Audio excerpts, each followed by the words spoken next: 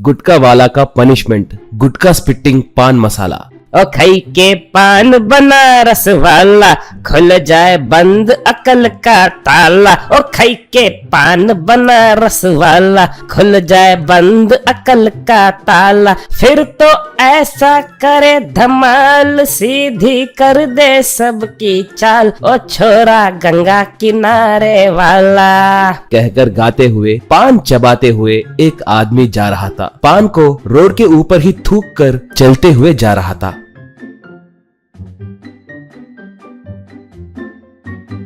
उसका नाम सिकंदर था। उसे जहां देखो वहां थूकने की आदत थी। ऐसे वो सिनेमा देखते हुए सिनेमा हॉल में लिफ्ट चढ़े तो लिफ्ट में, सीढ़ियां चढ़ते वक्त सीढ़ियों के बगल में ही थूक देता था। ऐसे कोई जगह नहीं बची थी जहां इसने थूका ना हो। अगर कोई पूछता तो वो उनसे लड़ता था।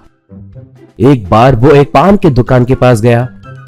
उसे देखते ही पान वाला पान बनाकर उसे देते हुए, सिकंदर भाई, कल दुकान बंद रखूंगा, पहले ही कह दे रहा हूँ, बाद में नहीं बताया हूँ कहकर झगड़ा मत करना। कहा तो सिकंदर, बाप रे बाप, पहले ही बताकर अच्छा काम किए रे, मुझे और पान बनाकर दो। कहा तो दुकान वाला पान बनाकर दिया। सिकंदर एक पान खाकर उस दुकान के पास ही थूक दिया। वहाँ दीवार पे लाल धब्बा लगा था।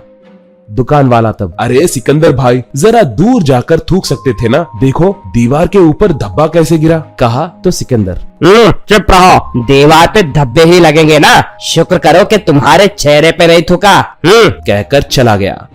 बाद में वो एक होटल में नाश्ता किया।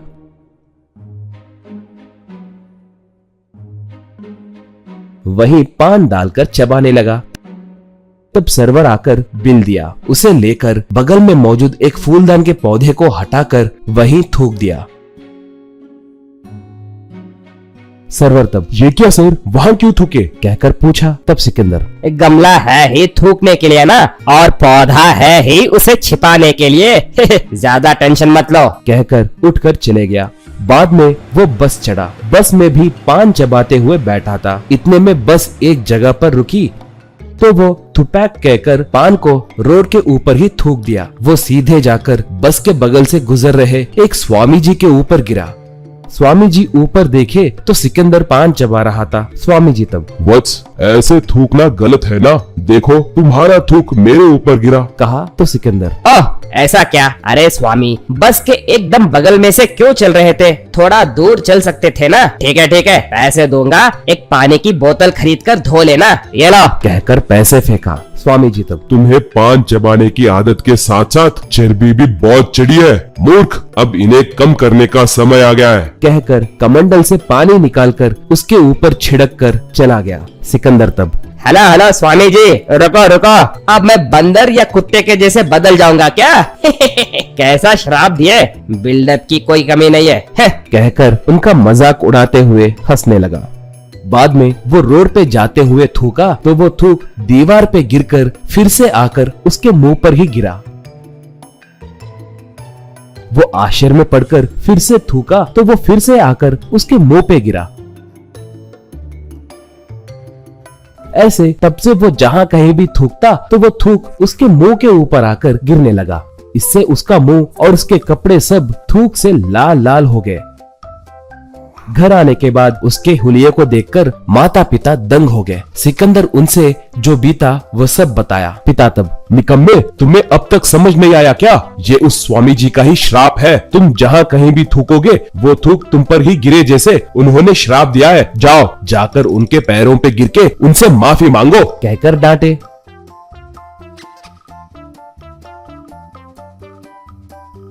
सिकंदर तुरंत जाकर स्वामी जी के पैरों पे गिर के माफी मांगा। स्वामी जी तब, वत्स, ये एक बुरी आदत है, इसके वजह से तुम्हारे सेहत को हानि होगी। श्राप का विमोचन चाहते हो तो तुमने गांव में जहाँ कहीं भी थूका है वहाँ जाकर अच्छे से साफ करो, तभी तुम्हें श्राप से मुक्ति मिलेगी। कहा।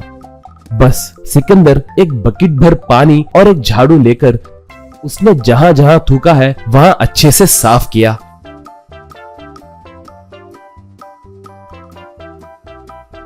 ऐसे सिकंदर को श्राप से मुक्ति मिली। वो तब से पान खाना छोड़ दिया।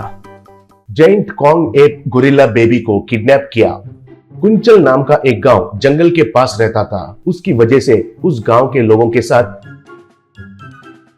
जंगली जानवर अच्छा दोस्त बनकर रहते थे। लोग भी उन जानवरों को अच्छा खाना देते थे। उस गांव में पप्पू नाम का एक आदमी रहता था। वो बहुत लालची था। उसने एक दिन जू से नरेश नाम का एक आदमी को बुलाया। फिर नरेश से पप्पू, देखो हमारे गांव के सब लोग सेंटिमेंटल फूल्स हैं। उनको जंगल और जानवरों के ऊपर बहुत ज्यादा प्यार है। मुझे तो वैसा कोई फीलिंग्स नहीं है, इसलिए इन जानवरों को मैं तुम्हारा जू में सप्लाई करूंगा। मेरे पैसों का मैटर क्या है बताओ, पूछा। तब नरेश, वेरी गुड यार, इतने सालों के बाद इस गांव का कोई एक तो हमारे रास्ते पे आया। देखो फिलहाल के लिए हमारे पास अभी सब जानवर हैं, मगर एक चिंपांजी का बच्चा नहीं है। तुम उसको पकड़ो और बहुत जल्दी ही एक नया जू का ब्रांच ओपन करने वाले हैं, तब सब कुछ सप्लाई करेंगे, कहा। तब पप्पू, अरे वाह शाबाश, अच्छा बात कहा है तुमने। देखो मैं अब कैसे करता हूँ, सिंपल है। चिंपांजी के बच्चे को सिर्फ 4 रोटी का टुकड़ा दिया तो वो हमारे पास आ जाते हैं, और उसमें थोड़ा सा नशा का दवाई मिलाया तो वो आराम से सो जाएंगे। नींद से उठने तक वो चिंपांजी का बच्चा आपके जू में रहेगा, इसलिए तुम शाम तक ट्रेन में रेडी रहो, कहा। तब नरेश ने ठीक है कहकर वहां से चला गया। फिर उसके थोड़ी देर के बाद पप्पू उसका दोस्त किरण को लेकर जंगल में गया। वहां पर रहने वाला सब चिंपांजी को रोटी के टुकड़े दिया। उसके वजह से सब चिंपांजी और उनके बच्चे बेहोश होकर गिर गए। उसमें एक चिंपांजी का बच्चा को लेकर पप्पू और किरण उधर से चले गए। फिर थोड़े दूर जाने के बाद उनको बड़े बड़े आवाज सुनाई दिया। तब पप्पू और किरण दोनों पीछे मुड़कर देखा तो उसकी माँ चिंपांजी तेजी से उनके पीछे भागते हुए आ रही थी। वो देखकर किरण, अरे बाप रे, वो बेवकूफ चिंपांजी हमारा पीछा पीछा आ रही है। शायद नशे का दवाई अच्छे से नहीं चला होगा, जल्दी भागो, मिल जाएंगे तो मार डालेगी हमें, कहकर दोनों ट्रेन ट्रैक की तरफ भागने लगे।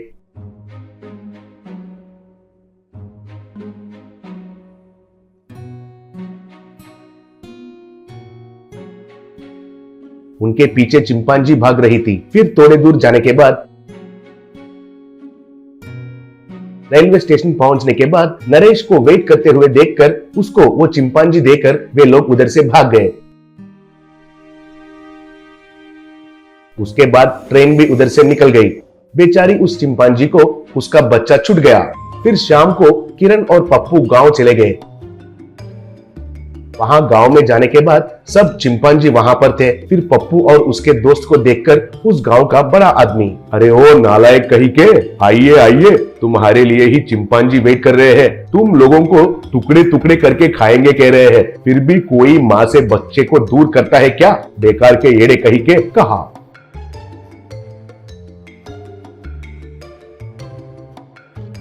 तभी चिंपांजी आकर किरण को एक ही बार हाथ से पकड़कर हवा में उठाई। वो देखकर किरण, दादाजी मेरा कोई गलती नहीं है, ये पप्पू ने मुझे इसमें फंसाया है, चाहिए तो उसे मारने के लिए कहिए दादाजी, मुझे क्यों उठाए, नीचे उतरने के लिए कहिए प्लीज, मर जाऊंगा जैसा लग रहा है, कहा। तभी पप्पू के पास एक बड़ा सा चिंपांजी आ रहा था। वो देखकर पप्पू, नहीं नहीं मेरे पास मत आओ, मुझे मैटर समझ में आ गया है, मैं आपको जू के पास ले जाऊंगा, आपका चिंपांजी को आपको दे दूंगा, मुझे छोड़ दीजिए, कहा। तब चिंपांजी ने किरण को नीचे उतारा। थोड़ी देर के बाद एक वैन में किरण और पप्पू उन चिंपांजी को लेकर उधर से चले गए। फिर वे लोग 2 दिन ऐसे सफर करके वहां जू में गए।